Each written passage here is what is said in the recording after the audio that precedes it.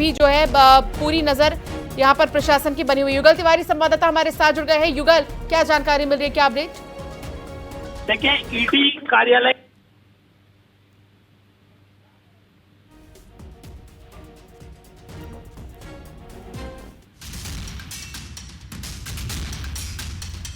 संपर्क नहीं साध पा रहे हैं। शंकर आनंद संवाददाता हमारे साथ जुड़ चुके हैं। शंकर, क्या जानकारी मिल रही है? एक तरफ विधानसभा का सत्र, दूसरी तरफ आज चैतन्य बघेल का बर्थडे, तीसरी चीज आज ही उनकी गिरफ्तारी हुई। अब कोर्ट पहुंच चुकी है ईडी की टीम उन्हें लेकर। निश्चित तौर पर देखिए, जिस तरह से आज चैतन्य बघेल की गिरफ्तारी हुई है, तो अब कोर्ट में पहुंचने के बाद अब थोड़ी देर के बाद कोर्ट की जो तमाम सुनवाई की प्रक्रिया होगी और उसके बाद उस सुनवाई के दौरान में ईडी के द्वारा ज्यादा से ज्यादा रिमांड की जो बात की जाएगी और कहा जाएगा कि जितने अधिकतम दिनों की रिमांड उसे मिले जिससे कि उसे विस्तार से पूछताछ किया जा सके।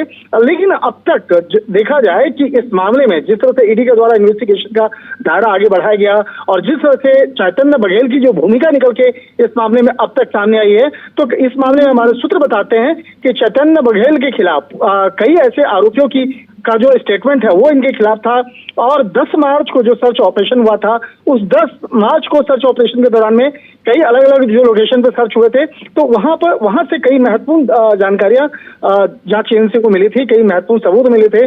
उसी के आधार पर ये तफ्तीश का दायरा आगे बढ़ाया गया और उसी के आधार पर जब तफ्तीश का दायरा आगे बढ़ाया गया तो कई लोगों से पूछताछ की गई, यहाँ तक कि चैतन्य बघेल से भी कई बार पूछताछ की गई और उसके बाद आज जब सर्च करने के लिए टीम गई और उसी दौरान में कुछ महत्वपूर्ण जानकारियां भी जानने का प्रयास किया गया, लेकिन जांच एजेंसी को ये कोऑपरेट नहीं कर रहे थे, सहयोग नहीं कर रहे थे।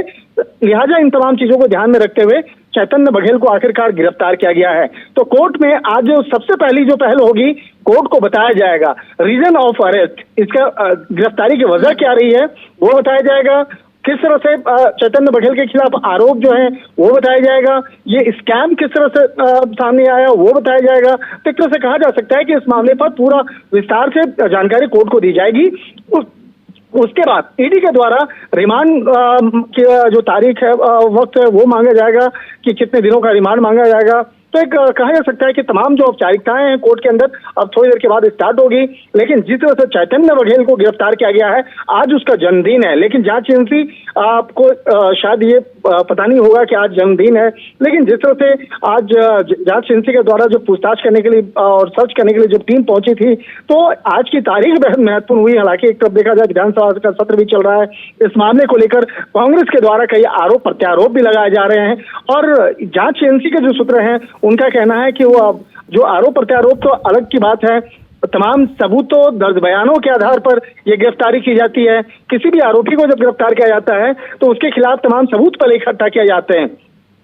आम पुलिसिंग और जांच एजेंसी में यही फर्क होता है कि जांच एजेंसी पहले तमाम सबूतों को इकट्ठा करती है, उसके बाद गिरफ्तारी के जैसे चीजों को इम्प्लीमेंट करती है।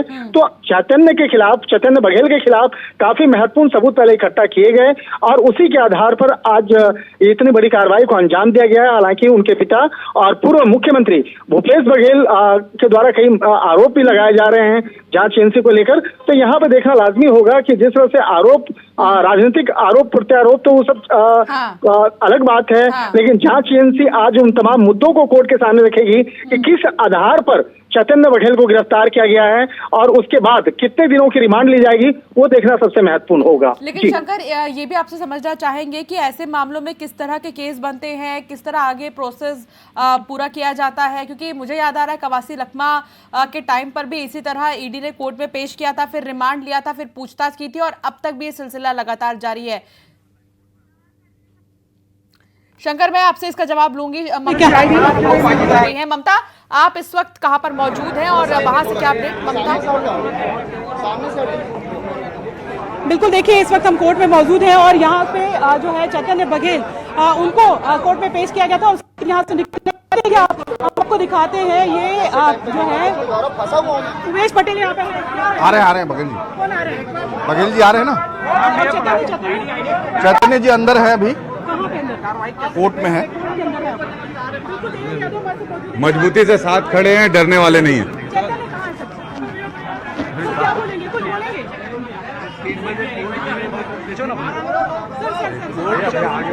सर ये आपको क्या लगता है कि ये जो पूरी कार्रवाई 3 बजे कोर्ट खुलेगा। सर आपको क्या लगता है कि ये दबाव की रणनीति है? दबाव की रणनीति है।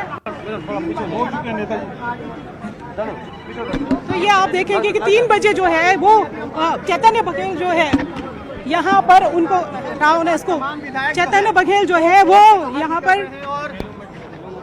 ठीक है ममता, आप बने रही है हमारे साथ। राधिका खेड़ा हमारे साथ जुड़ गई हैं। राधिका जी, चैतन्य बघेल को ईडी ने गिरफ्तार किया है और अभी वो कोर्ट में मौजूद है। बीजेपी ये कह रही है कि जब कुछ किया नहीं है तो फिर डरना किस बात का। तो कांग्रेस का ये कहना है कि ये सब षड्यंत्र है, सिर्फ और सिर्फ षड्यंत्र है, सदन में कुछ मुद्दे उठाने थे और उसी से ध्यान भटकाने की कोशिश है। राधिका जी,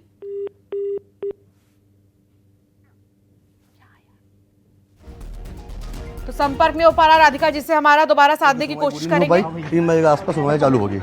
सुनवाई चालू होगी। और अभी अगर हम बात करें तो क्या कांग्रेस की क्या स्ट्रेटेजी है? कांग्रेस पार्टी भाई, सारे कांग्रेस पार्टी के नेता, कांग्रेस पार्टी के कार्यकर्ता, विधायक सभी माननीय भूपेश जी के साथ हैं, क्योंकि ये जनता की आवाज़ उठाने का जो है मामला है। भूपेश बघेल जी ने आवाज़ जनता की उठाई, इसलिए ये सब मामला हुआ है। इसलिए भूपेश बघेल जी के साथ पूरी कांग्रेस पार्टी कार्यकर्ता, नेता विधायक सब साथ खड़े हैं। तो बिल्कुल देखिए 3 बजे जो है वो चूंकि अभी लंच टाइम हुआ है तो 3 बजे ये पूरी कोर्ट की कार्रवाई शुरू होगी और चैतन्य बघेल जो है वो उनको यहाँ पर कोर्ट में पेश किया गया है। और आप देख सकते हैं कि कांग्रेस के तमाम जो लोग हैं यहाँ पर मौजूद हैं और ये जो है भूपेश बघेल जो है उन्होंने कहा कि जो कुछ भी वो